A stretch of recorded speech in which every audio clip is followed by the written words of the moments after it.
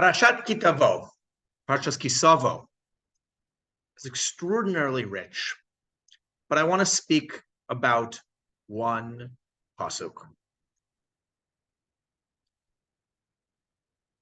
Share the screen. Where are we? V'samachta b'chol hatov, v'samachta b'chol hatov. You shall rejoice in all the goodness. V'samachta b'chol hatov, asher nasan lecha Adonai Elohecha u'leveisecha ata v'halevi v'hager asher b'kirbecha. You should rejoice in all the goodness that the Lord your God has given you and your family. Bayith in biblical Hebrew, one of the meanings is family. Today we like the word mishpacha, but in biblical Hebrew, at least I've read that generally refers to a larger clan, and Bayith is the nuclear family. You and the Levite and the sojourner in your midst. So this concept of joy actually comes up a few times in the Parsha, but in this pasuk, if you look here at Rashi, Mikan amru ein in mikra bikurim ela bizman simcha me'atzeres v'adechag. We don't recite the passage, the liturgy of bikurim, unless we bring them bizman simcha. What is bizman simcha? Me'atzeres, from Shavu'ot v'adechag until Sukkot, what we call in English the summer. For a person is collecting grain and fruit and wine and oil. You don't collect wine and oil. You collect olives, and you collect grapes and olives, but you turn them into wine and oil. I guess that could be called part of the likut of the collection. Or as it says in the Mishnah, one of the few places Chanukah is mentioned in the Mishnah. In other words, in those months after the summer, one would still bring bikurim, but not recite the liturgy. The liturgy being the passages Arami Oved Avi. I'm not even going to try to translate that. It's a very contentious verse, but here, about how my forefather went down into Egypt and sojourned there and was afflicted and enslaved, and then God took us out and brought us to this place, which is so familiar from the Pet Haggadah.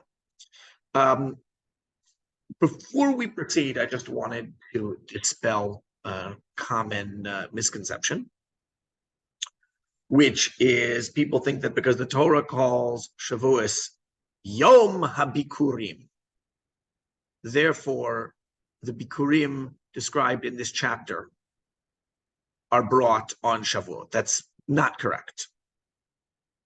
So first of all, the word Bikurim never appears in this chapter. The word Bikurim appears a number of times in the Torah, and in nearly all of them, I don't want to say all of them because there are places where there's some ambiguity, and it is referring to the Lechem Bikurim. So the Torah says, "V'yom Bikurim b'hakriv mincha chadasha l'Adonai b'Shavuot eichem." On the day of Bikurim, when you offer a new grain offering, what is that? That's the offering called Tishtei HaLechem, which is described in Parashat Emor, in the Parashat HaMoadot, there in Shoro Chesed. Tishtei HaLechem, which are a public sacrifice offered by the Kohanim on behalf of the entire Jewish people. That's what Bikurim means in the term Yom HaBikurim. We see explicitly elsewhere where Shavuot is called Bikurei Kitzir Chitim, the first fruits of the wheat harvest, not of all the various fruits of the land. The private sacrifice, which is brought by the farmers over the course of the following months, for obvious reasons, could not be brought on Shavuot. A practical reason, most of the fruits haven't yet ripened by then. Another reason, a halachic reason, it's a korban yachid. You can't bring a korban yachid on a Yom Tov. And okay, while the bikurim itself, the fruits themselves, don't involve any shechita, any slaughter. When one brings bikurim, or one of the things that involves is one is supposed to bring shlamim offering. I believe it's a shlamim, yeah. And that involves shechita and Yom Tov. That's not for the purpose of the Yom Tov. Meaning, there's certain Yom Tov sacrifices that those, of course, you can offer on Yom Tov. You can shecht meat that's not for a korban at all on Yom Tov. And old shochtim today remember doing so. But you cannot simply offer a korban shlamim associated with bikurim on Yom Tov. Bikurim is brought, so according to the Gemara, it's brought min ha'atzeret va'ad hachag. From Shavuos, i.e. from after Shavuos until Sukkot. And then there's a period afterwards when they're brought, but it's not as official. It doesn't have all the rules of Bikurim. Because why? Because it's no longer the time period. It's no longer Zman Simcha. Yeah, you see here, I have the Gemara here. Gemara is discussing, can an onain, an individual who, in this case, a Kohen, because who would eat the sacrifices, who would eat the Bikurim, can a Kohen who has lost an immediate relative before the funeral eat Bikurim? We know that one cannot eat Maser Sheni, the second tithe, which is eaten in Jerusalem with festivity. We know one cannot eat that as an onain because there's another pasuk also in this week's parsha when it recites the declaration over the Maaser. Lo achalti va'oni mimenu. I did not eat of it in my time of mourning. M-O-U-R-N-I-N-G. My time of aninut. But what about bikurim? And not that Gemara. No. Here. This one. So the question is, so the Tanakama, the initial Tana in the Baraitha here, says one cannot. And Rabbi Shimon Bikuri Masurin, Laonein, Rabbi Shimon Matir, but Rabbi Shimon Bar Yochai permits. Okay. And they say, so the Tanakama permits, the Gemara says, the forbids, Gemara says this is because there's several comparisons between Bikurim and Maser, Ittikash Bikurim and Maser. So therefore, it follows the same rules as Maser. But Rabbi Shimon says, no, it's like Teruma, which a Kohen who is an Onain may eat. Then the Gemara asks, Rabbi Shimon, he the hegesh last night. Simcha miha mikasav ksiva bahu. So they say, but wait a minute. He may not accept this comparison to Maser, but it says Simcha. It says they have to be eaten in joy. An onain, someone who's just lost an immediate relative and is waiting for the funeral, is not in joy. Answer. Hahu lizman simcha hu da'asa desnan me'atzeres v'adechag maybe v'korei me'achag v'adchanika maybe ve'eino korei. So it says no. When it says v'samachta b'chol hatov, it's not telling you that you have to personally be in a state of joy at the time. According to Rav Shimon, an onain could eat bikurim, but it has to be in zman simcha. There's something special about these months. What's special about it? Let's look at Rashi here. That's not good. The page crashed. Well, let's look at Rashi and Chumash. He says,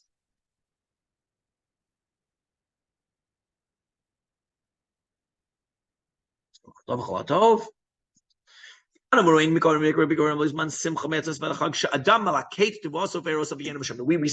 Yeah, we saw it already. It is the time, the great time of joy when the harvest is coming in and everything's a bloom and everything's happy. Now, of course, sadly, this time was a terrible time in our history, in Jewish history. In the time of the first temple, the city walls were breached, and then the temple was destroyed in the months of Tammuz and Av. In the time of the second temple, city walls were destroyed, the Mikdash were breached, the Mikdash was destroyed during this time. So that joy, that feeling of the summer as a Zman Simcha, has certainly been lost. Certainly for those 3 weeks. But also, of course, the being divorced from the land, living so long from away from Eretz Yisrael, and not working as farmers, and even today, of course, the vast majority of Jews in Eretz Yisrael don't work as farmers, has taken away this sense of joy. So I want to share with you, though, a Piyyut that I wrote. It is let's close this Gemara because the page crashed. A Havdala mefuyetet, a Piyyutified Havdala for the conclusion of Shavu'ot. Going from Shavuot into this next period, the period of joy. I wrote this in Yerushalayim in 2017. Tafshin Ayin Zion, which was 6 years ago. And so it's based on this idea of Zman Simcha, but it's also based on another division of the year about the seasons. Today we always talk about the 4 seasons: the summer, the winter, the spring, and the autumn. In America, we also say fall. That's a synonym of autumn. It's not a separate season. And in modern Hebrew, they've taken the word kinei hasasav avar, because the sathav, the winter, is over, and they've used that word and they've turned it into a word for autumn, because there is no word for autumn in Hebrew. There was no word. I've read that usage goes back already to poets in the medieval Iberian Peninsula, what we call Spain. I would need to see corroboration of that. But the biblical year certainly doesn't have 4 seasons. And the rabbinic year and the traditional Jewish year, I think we've got 2 seasons, Kayetz and Choref. Winter and summer, where summer is roughly from Pesach to Sukkot, and winter is roughly from Sukkot to Pesach. Or you've got in, what's this? Why is this Rashi here? Is the wrong setting. Just a moment. Here, Pasuk in Noach. Here we go. Here we go. Where it says, nope, that's the wrong Pasuk. It's this Pasuk. All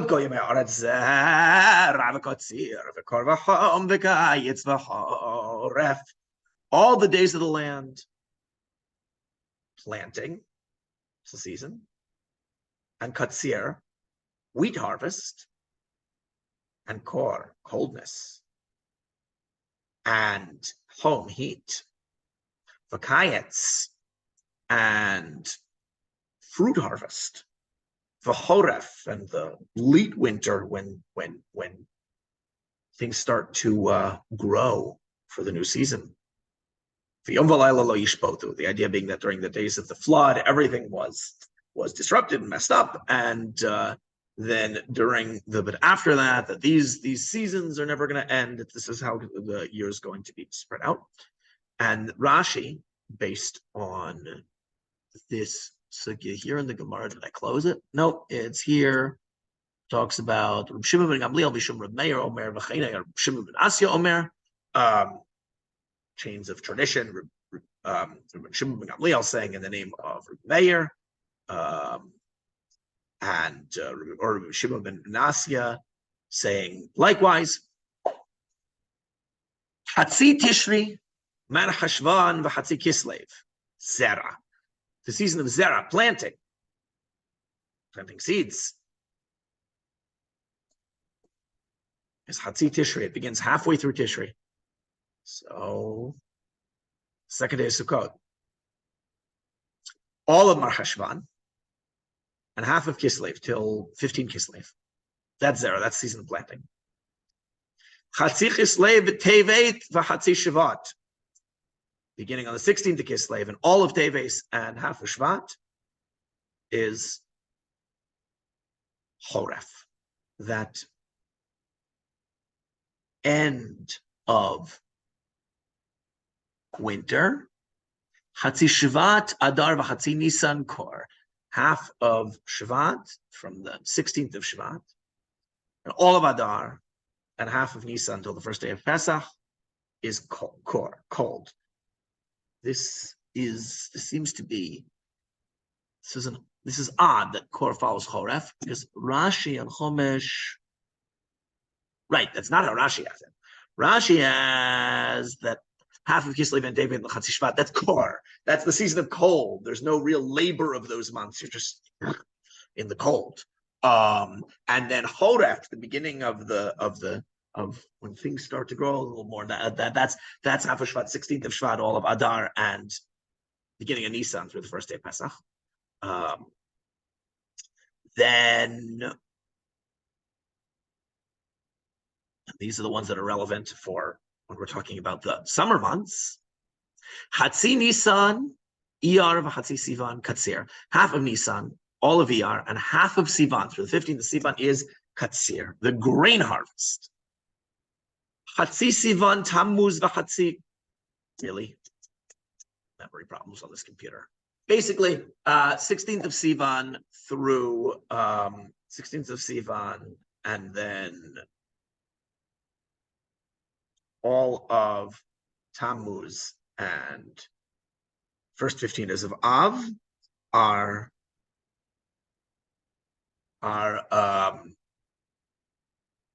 Kayetz, the fruit harvest, and then 16th of Av through the first days of Sukkot are Hom, the season of heat. As the Gemara says, Shil Hikaita, Hamim Mikaita. The end of summer in the broad sense, end of Kayetz in the broad sense is hotter than the rest of Kayetz. So you got these seasons. Now let's look at the poem that I wrote. Baruch atah Hashem Elokeinu melech haolam, borei v'riagofen, Baruch atah Hashem Elokeinu melech haolam, hamavdil ben kodesh l'chol l'mozha, gidranu mishavu'ot ad asif l'mashha. You differentiates in holy and secular. It is elaborating on the text of the regular Havdala. Difference between the holy and the secular is zoning them off. L'mozha, mezah, is a biblical word meaning a belt or a girdle. So zoning them off, bounding them. The time of Kodesh, that's the holiday, and the whole, the period, the secular that comes after the holiday. Gidranu, he bounded off, a gader, he made a fenced off the time, Shavu'ot ad Asif, from Shavu'ot, Feast of Weeks, ad Asif, to Sukkot, the festival of ingathering, L'mashha, to be great, to when it talks about the sacrifice eaten, L'mashha, Rashi says L'shon Gedula, that meaning in that you eat them in a dignified, royal way. So giving the season greatness. Bizman habva levaker mitzimcha. In the time of joy, levaker, to bring bikurim, a denominative verb from the noun bikurim, mitzimcha, from plantage. Kakatuv b'torat Moshe b'simcha, verse from Divrei Yamim, as is written in Moses' Torah, with joy, b'simcha. That word being the leitmotif of this poem, because it's Zman Simcha, going from Shavuot into Zman Simcha. Hamavdil bein or la'ofel, you differentiates between light and darkness. Again, elaborating on the regular Havdala, where you would say ben or lahoshech, but here for the rhyme, it's ben or laofel. What is ofel? It is a segolate noun derived from the biblical afela, darkness, pretty light darkness. Ritza ner Torah pleased us with the lamp of Torah. Why the lamp of Torah? Because we're talking about light and darkness. Me'anan va'arafel, out of the cloud and thick cloud, thick obscurity. I translated it here. The idea being the Torah was given out of hoshech anan va'arafel, darkness, cloud, and thick obscurity. But the Torah being a light, being like a lamp, a ner Torah, or coming out of it. That matan Torah out of the darkness is like kamavdil bein or laofel ben or lahoshech. Yafriheinu we make katsir b'chefel. May He give us double flowering, double productivity and flowering, blooming in the days of katsir, in the days of grain harvest. Why grain harvest? That's not over with Shavuot. No, we saw last till the 15th of Sivan. Still got a couple days. So may He give us double flowering, more, overflowing. Double meaning not specifically 2 times, but just lots of flowering, blooming during the remaining days of Katsir. In which time we will mahalilim usmehim simha, as part of the Bikurim ritual over the course of the summer. It involves when the Bikurim are brought to the Mikdash, the sacrifice is brought for that, and then they become the property of the Kohanim. But part of the whole ritual, bringing them up, is playing flutes and rejoicing with joy. It's a pasuk from Malachim, from the inauguration of Shlomo. So the inauguration of Shlomo is the inauguration of his brother Adoniyahu, which then gets disrupted. It's one of those. I think it may be Adoniyahu actually. Hamavdil ben Yisrael umot ha'olam. Again, in the regular Havdala, it would be ben Yisrael amim. But here for the rhyme, it's olam. And you'll see that they don't I don't just rhyme the letters lamed and mem here in the next line. Would be a perfectly acceptable rhyme. Lamed and mem are both root letters in olam. But in the next line, when I have ufa alam, the mem is not a root letter. The mem is simply a grammatical suffix, their activity, their actions. So I enriched the rhyme. It also has the ayin as part of the ayin, lamed, mem. You see in all lines, it's a rich rhyme. Hamavdil ben Yisrael umot ha'olam illafanu pikudei thushiyah ufa'alam taught us illafanu as in yo va'alefcha chachma, and I taught you wisdom. Maybe it's va'alefcha. I think I taught you wisdom. He taught us the commandments of Tushiyah, the Torah, based on a word for wisdom found. I translated practical wisdom here, but really it's a kino, it's an epithet for the Torah, based on the word in Proverbs, in Mishlei, which means practical wisdom, ufa'alam, and their actions. Limudeinu bimei hom al ye'alam, our studies in the days of hom. It's the next season of the summer, not be lacking.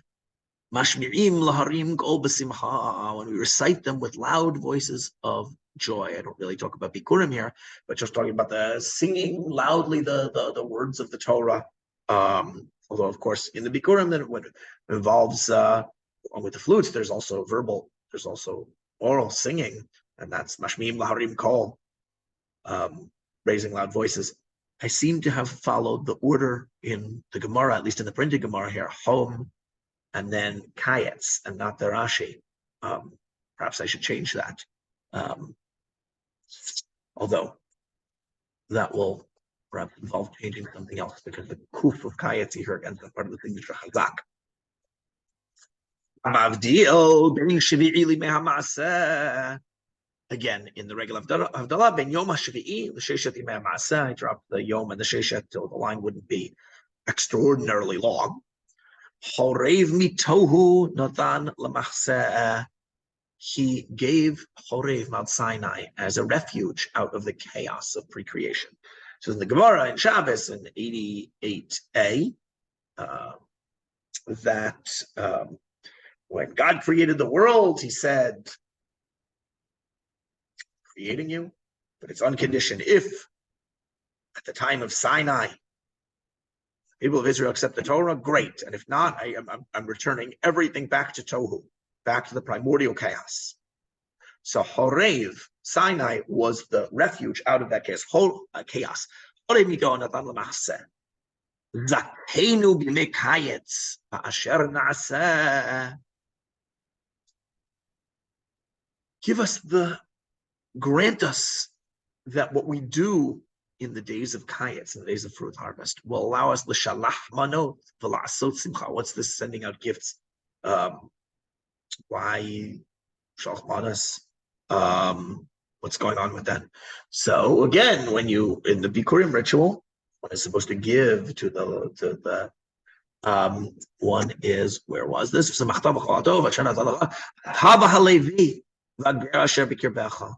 You're supposed to also give joy. Look at Ibn Ezra here. You give to others, to those that do not have land, the Levite and the sojourner. You give them food from the fruits of your land to give them joy too. It's again, it's a kind of shalach manos, and as we see, the shalach manot v'lasot simcha. And then the conclusion, just bring you into the bracha, simcha v'rachot l'shichaytinu mahol, give us joy and blessings and dance, and every day, just as on the day of the holiday, because the holiday's ending, and then there won't be any more holiday until the very end of this period of simcha. On Sukkot, b'avdilach bein kodesh l'chol, baruch Hashem, amavdil bein kodesh l'chol. Thank you for watching. Guten Shabbos.